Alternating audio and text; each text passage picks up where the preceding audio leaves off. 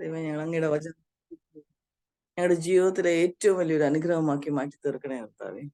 Thank you Lord. അടിയനെയും അനുഗ്രഹിക്കണേ, കേൾക്കുന്നവരെ ഓരോരുത്തരെയും അനുഗ്രഹിക്കണേ എന്ന് പ്രാർത്ഥിക്കുന്നു യേശു കർത്താവിന്റെ നാമത്തിൽ തന്നെ. ആമേൻ.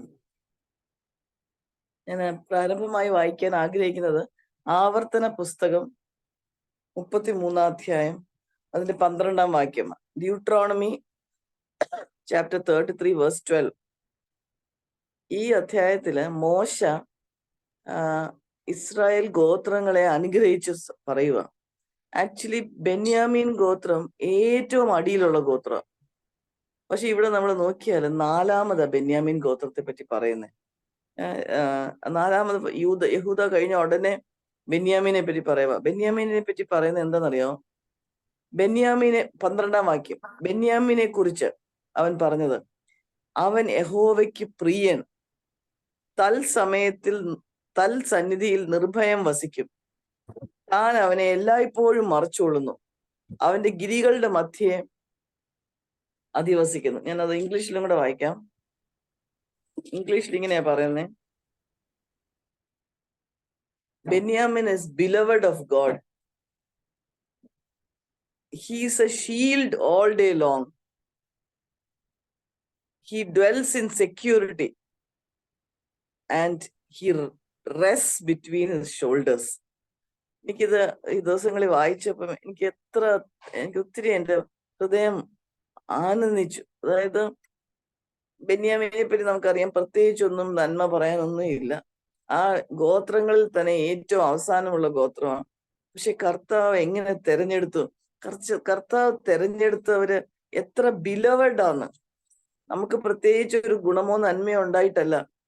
അതായത് യഹോവയാൽ തെരഞ്ഞെടുക്കപ്പെട്ട ബെന്യാമീൻ യഹോവയ്ക്ക് പ്രിയൻ, ബിലവഡ് ഓഫ് ഗോഡ്. യഹോവയുടെ സന്നിധിയിൽ നിർഭയം വസിക്കും, ഒരു പേടിയില്ലാതെ. കാരണം ദൈവം ആ കൂടെ ഉള്ളത്. ഈ ബെന്യാമീൻ ഗോത്രത്തെ പറ്റി നമ്മള് ചരിത്രത്തിൽ വായിച്ചാല് ഈ ബെന്യാമീൻ ഗോത്രത്തിനെ യഹൂദ ഗോത്രത്തിനെ കൂടെ യെരൂശലേം, അതായത് ഫ്യൂച്ചർ ദേവാലയം പണിയുന്നതിന് തൊട്ടടുത്ത അവരുടെ ഗോത്രം സ്ഥിതി ചെയ്യുന്നത്, അല്ലെങ്കിൽ അതിന്റെ മധ്യേ ആ ഗോത്രം സ്ഥിതി ചെയ്യുന്നത്. അപ്പം എപ്പോഴും ആ ദേവാലയത്തിൽ ദൈവത്തിന്റെ സാന്നിധ്യം ഈ ബെന്യാമീനോട് കൂടെ ഉണ്ടായിരുന്നു എല്ലാ സമയത്തും. അതുകൊണ്ട് എന്താ, ബെന്യാമീന് എപ്പോഴും ഒരു പേടിയില്ല ബെന്യാമീന്. അത് കഴിഞ്ഞ് പറഞ്ഞിരിക്കുന്നത് he's A shield all day long. അതായത് അവൻ യഹോവ ബെന്യാമീനെ എല്ലായ്പ്പോഴും മറച്ചുകൊള്ളുന്നു. ഇങ്ങനത്തെ ഒരു പ്രൊട്ടക്ഷൻ നമുക്കുണ്ടെങ്കിൽ നമുക്ക് എന്തെങ്കിലും പേടിക്കേണ്ട ആവശ്യമുണ്ടോ? എല്ലായ്പ്പോഴും ദൈവം നമ്മളെ മറച്ചുകൊള്ളുക. ദൈവത്തിന്റെ സന്നിധിയിൽ നമ്മൾ ഭയം കൂടാതെ വസിക്കുക. മാത്രമല്ല അവന്റെ ഗിരികളുടെ മധ്യേ അധിവസിക്കുന്നു. ഇംഗ്ലീഷിൽ അത് NIV ഇങ്ങനെ പറഞ്ഞിരിക്കുന്നത്, the beloved of God rest between his shoulder. ദൈവത്തിന്റെ ആലോചിക്കുക, ദൈവത്തിന്റെ എൻ്റെ ഒരു ഗ്രാൻഡ് ചൈൽഡ് ഉണ്ട്. അവളുടെ അപ്പന് അവനെ വന്നാൽ എപ്പോഴും ഇങ്ങനെ തോളയിൽ എടുത്ത് വെക്കും. അങ്ങനെ ഞാൻ കാണാറുണ്ട്.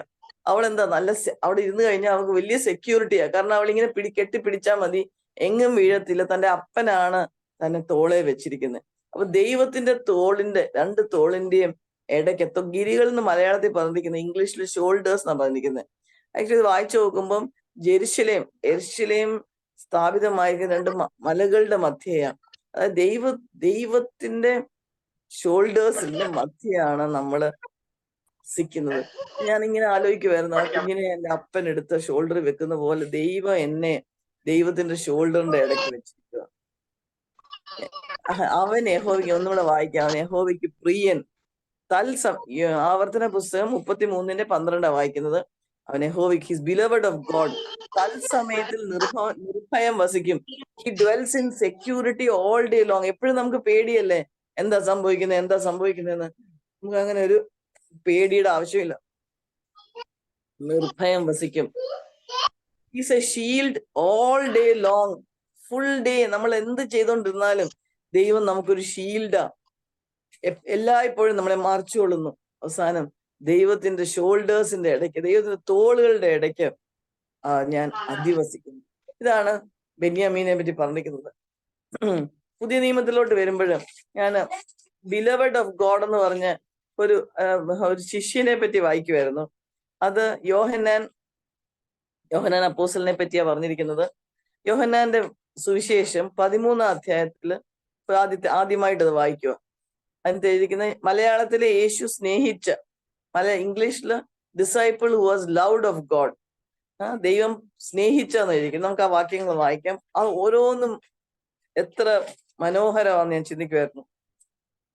യോഹന്നാൻ 13:23 അവിടെ പറഞ്ഞിരിക്കുന്നത്, യേശു സ്നേഹിച്ച ഒരുത്തൻ യേശുവിന്റെ മാർവിടത്ത് ചാരിക്കൊണ്ടിരുന്നു.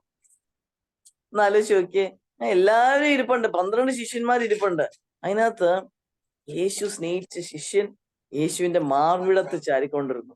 നേരത്തെ നമ്മൾ വായിച്ചത് തോളിന്റെ ഇടയ്ക്കെന്നാ, ഇപ്പൊ നമ്മൾ വായിക്കുന്നത് യേശുവിന്റെ മാറിടത്തില് നമുക്കിങ്ങനെ ചാരിയിരിക്കാം. നമുക്ക് വേറെ ആരും ഇല്ലാന്ന് തോന്നുന്ന സമയത്തോ ആൾക്കാർ മുഴുവനുള്ള സമയത്തോ നമുക്ക് ചെയ്യാൻ പറ്റുന്ന ഒരു കാര്യമാണ്.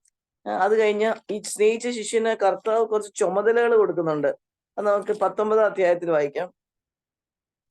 ബെന്യാമീൻ ദൈവം യഹോവയ്ക്ക് പ്രിയൻ നമ്മൾ വായിക്കുന്നു. ആ പ്രിയന് അല്ലെങ്കിൽ നമ്മളെ ഓരോരുത്തരെയും പറ്റി ദൈവം പറയുന്നു. 19-ാം അധ്യായം യോഹന്നാൻ 19:26. യോഹന്നാൻ 19:26 യേശു തന്റെ അമ്മയും താൻ സ്നേഹിച്ച ശിഷ്യനും നിൽക്കുന്നത് കണ്ടിട്ട്, സ്ത്രീയെ, ഇതാ നിന്റെ മകൻ എന്ന് അമ്മയോട് പറഞ്ഞു. പിന്നെ ശിഷ്യനോട്, ഇതാ നിന്റെ അമ്മ എന്ന് പറഞ്ഞു. ആ നാഴിക മുതൽ ആ ശിഷ്യൻ അവളെ തന്റെ വീട്ടിൽ കൈക്കൊണ്ടു. ഇവിടെ പറഞ്ഞിരിക്കുന്നത് എന്തോ, യേശു സ്നേഹിച്ച ശിഷ്യനെ പറ്റി. യേശു സ്നേഹിച്ച ശിഷ്യൻ. നമുക്ക് ഓരോരുത്തർക്കും നമുക്ക് കർത്താവിന്റെ മാറിടത്തിലോട് ചാരിയിരിക്കാം. കർത്താവിന്റെ തോളിന്റെ ഇടയ്ക്ക് നമ്മളെ വെച്ചിരിക്കുന്നത്. പക്ഷെ അതേസമയം നമുക്ക് ചില ചുമതലകളുണ്ട്. ഈ പർട്ടിക്കുലർ സന്ദർഭത്തില് തന്റെ അമ്മയെ നോക്കാനായിട്ട് പറയുക. നമുക്ക് ഓരോരുത്തർക്കും എന്ത് റെസ്പോൺസിബിലിറ്റിയാ കർത്താവ് തന്നത്, അത് അങ്ങനെ അനുസരിക്കാം. നമുക്ക് തന്ന റെസ്പോൺസിബിലിറ്റി നമ്മൾ എടുത്താൽ മതി. വേറൊരാൾക്ക് കൊടുത്തിരിക്കുന്നത് നമ്മൾ എടുക്കേണ്ട ആവശ്യമില്ല. കണ്ടില്ലേ, ആ നാഴിക മുതൽ ആ ശിഷ്യൻ അവളെ തന്റെ വീട്ടിൽ കൈക്കൊണ്ടു. എന്തൊരു ഒബീഡിയൻസാ! ഒന്നും നോക്കിയില്ല, തന്റെ വീട്ടിൽ മറിയയെ കൈക്കൊണ്ടു. ദൈവത്തിന്റെ കൽപ്പന അനുസരിക്കുക എന്ന് പറഞ്ഞാല് എത്ര വലിയ ഭാഗ്യമാ പ്രിയരായിട്ടുള്ളവർക്ക്, ബിലവഡ് ആയിട്ടുള്ളവർക്ക്. ഇനിയും അതേ അടുത്ത അധ്യായം 20-ാം അധ്യായത്തിന്റെ 2-ാം വാക്യം. അവൾ ഓടി ശിമോൻ പത്രോസിന്റെയും യേശുവിന് പ്രിയനായ മറ്റേ ശിഷ്യന്റെയും അടുക്കൽ വന്നു.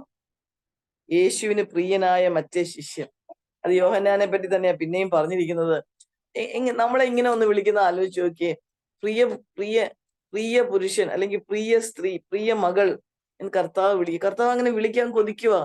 നമ്മളെ മക്കളെ വിളിക്കത്തില്ലേ? എന്തൊക്കെ പേര് നമ്മൾ വിളിക്കുക നമ്മൾക്ക് സ്നേഹം വരുമ്പോഴ്. കർത്താവ് അങ്ങനെ നമ്മളെയും പേർ ചൊല്ലി വിളിച്ച് നമുക്ക് കുറെ റെസ്പോൺസിബിലിറ്റീസ് എല്ലാം തരാനായിട്ട് കർത്താവ് ആഗ്രഹിക്കുക. 21-ാം അധ്യായത്തിന്റെ 7-ാം വാക്യം, യോഹന്നാൻ 21:7. യേശു സ്നേഹിച്ച ശിഷ്യൻ പത്രോസിനോട്, അത് കർത്താവ് ആകുന്നു എന്ന് പറഞ്ഞു. അപ്പൊ ഞാൻ മനസ്സിൽ വിചാരിച്ചു, പത്രോസ് ഒത്തിരി കാര്യങ്ങളൊക്കെ സംസാരിച്ചു. പത്രോസ് വലിയ ലീഡറായിട്ട് പോയി. പക്ഷെ ഈ തിബരിയാസ് കടൽക്കരയിൽ വെച്ച് ഈ സ്നേഹിച്ച ശിഷ്യനാണ് അത് കർത്താവ് ആകുന്നു എന്ന് മനസ്സിലായി. ഞാനപ്പോ ഓർക്കുക, കർത്താവ് സ്നേഹിക്കുകയും കർത്താവിനെ അത്രയും സ്നേഹിക്കുകയും ചെയ്ത ശിഷ്യന് ദൈവം പുതിയ പുതിയ വെളിപ്പാടുകൾ മനസ്സിലാക്കി കൊടുക്കും, വചനം മനസ്സിലാക്കി കൊടുക്കും, ദൈവത്തെ പറ്റി മനസ്സിലാക്കി കൊടുക്കും. അല്ലെങ്കിൽ നമുക്ക് സാധാരണ ആൾക്കാർക്ക് മനസ്സിലാവുന്ന അത്രേ നമുക്ക് അറിയുള്ളൂ. ഇവിടെ പറയുന്നത്, യേശു സ്നേഹിച്ച ശിഷ്യൻ പത്രോസിനോട് അത് കർത്താവ് ആകുന്നു എന്ന് പറഞ്ഞു. പത്രോസിന് വേറൊരാൾ പറഞ്ഞു കൊടുക്കേണ്ട ആവശ്യം വന്നു. ആ പറഞ്ഞു കൊടുത്ത ആരാന്നറിയാമോ? ദൈവം സ്നേഹിച്ച ശിഷ്യൻ. 20-ാം വാക്യം. പത്രോസ് തിരിഞ്ഞ് യേശു സ്നേഹിച്ച ശിഷ്യൻ പിൻചെല്ലുന്നത് കണ്ടിട്ട് അത്താഴത്തിൽ അവൻ നെഞ്ചോട് ചാഞ്ഞുകൊണ്ട്, കർത്താവെ, നിന്നെ കാണിച്ചു കൊടുക്കുന്നതിന് ആരെന്ന് ചോദിച്ചത് ഇവൻ തന്നെ. അപ്പൊ എല്ലാം വളരെ ഷുവർ ആരാന്ന് യോഹന്നാനെ പറ്റി തന്നെയാ പറയുന്നത്. അവസാനം അതേ അധ്യായത്തിന്റെ 24-ാം വാക്യം.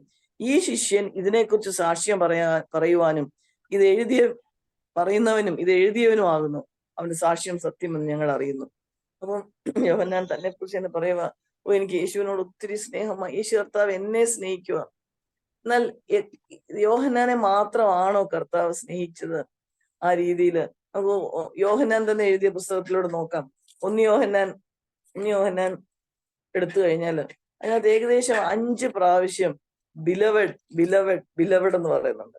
അതായത് കർത്താവ് വളരെ പ്രിയമുള്ളവരെ എന്നാ മലയാളത്തിൽ പറഞ്ഞിരിക്കുന്നത്. 1-2 വാക്യം മാത്രം വായിക്കാം, സമയമില്ലാത്തതുകൊണ്ട്. 1 യോഹന്നാൻ 4:1 പ്രിയമുള്ളവരെ. 7-ാം വാക്യം 4:7 പ്രിയമുള്ളവരെ. 3:2 പ്രിയമുള്ളവരെ, നാം ഇപ്പോൾ ദൈവമക്കളാകുന്നു. അപ്പൊ കർത്താവ് സ്നേഹിക്കുന്നവർക്ക് ഉള്ള കർത്താവിന്റെ ആ അഭിസംബോധന, എന്റെ പ്രിയപ്പെട്ട മകനെ, ബിലവഡ് ഓഫ് ഗോഡ്. കർത്താവ് നമുക്ക് ചുമതലകൾ തരും. കർത്താവ് നമുക്ക് കർത്താവിന്റെ മാറിലോട്ട് ചാഞ്ഞിരിക്കാനായിട്ടുള്ള ആ ഭാഗ്യം നമുക്കുണ്ട്. കർത്താവ് നമ്മളെ ഓരോരോ കാര്യത്തിന് നമ്മളെ ഏൽപ്പിക്കും.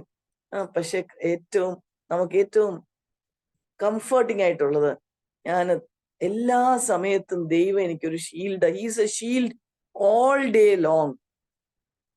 He will dwell in security. ആവർത്തനം 33 പറയുന്നത്, he will dwell in security. എല്ലാ സമയത്തും ദൈവസന്നിധിയിൽ നിർഭയം വസിക്കാം. എന്ത് സാഹചര്യം വന്നാലും നമുക്ക് നിർഭയമായിട്ട് വസിക്കാം. കർത്താവ് എല്ലായ്പ്പോഴും നമ്മളെ മറച്ചുകൊള്ളും. മാത്രമല്ല, ദൈവത്തിന്റെ തോളുകളുടെ മധ്യേ ഐ വിൽ റെസ്റ്റ് എന്ന ഇംഗ്ലീഷില്, മലയാളത്തിൽ അത്രയും ക്ലിയർ അല്ല. അവന്റെ ഗിരികളുടെ മധ്യേ അധിവസിക്കുന്നു എന്ന ഇംഗ്ലീഷിൽ വളരെ സിമ്പിൾ ആയിട്ടാണ് പറഞ്ഞിരിക്കുന്നത്. He loves to rest upon his shoulders, between his shoulders. ദൈവത്തിന്റെ ഷോൾഡേഴ്സിൽ നമുക്ക് റെസ്റ്റ് ചെയ്യാം. നമുക്ക് ഈ ഒരു ഭാഗ്യം നമുക്ക് കിട്ടിയത് ബെന്യാമിനെ പോലെ നമ്മൾ ഏറ്റവും കുറഞ്ഞവരായിരുന്നു, ഗോത്രങ്ങളിൽ ഏറ്റവും താഴ്ന്നവരായിരുന്നു.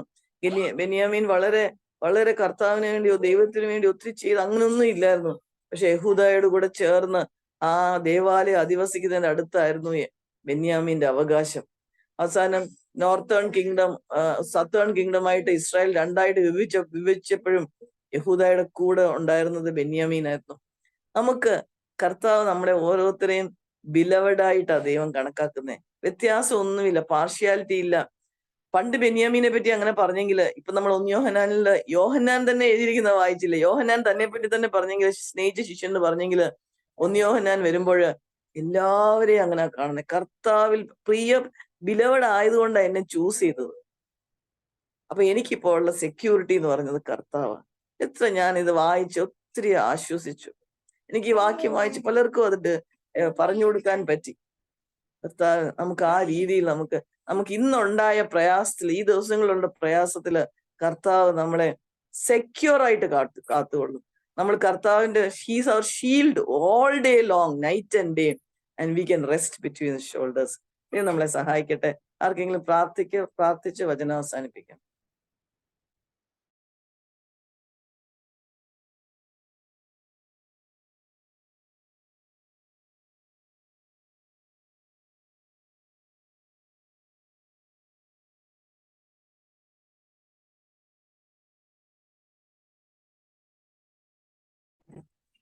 Heavenly Father, we thank you, O Lord, for your word today.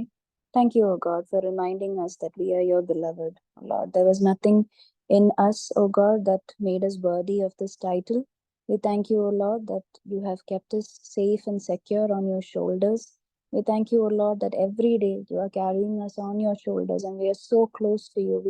We rest in your bosom, Lord. Thank you, O Lord. Help us to remember, O God, that because we are your beloved, there are responsibilities also that we need to do. Help us, O God, to go about doing them today and help us to glorify your name. Thank you for speaking to us through Binandi today, O Lord. Thank you again, O Lord, for all of us who are here. Please be with us, Lord. In Jesus' most precious name we pray. Amen. Praise the Lord.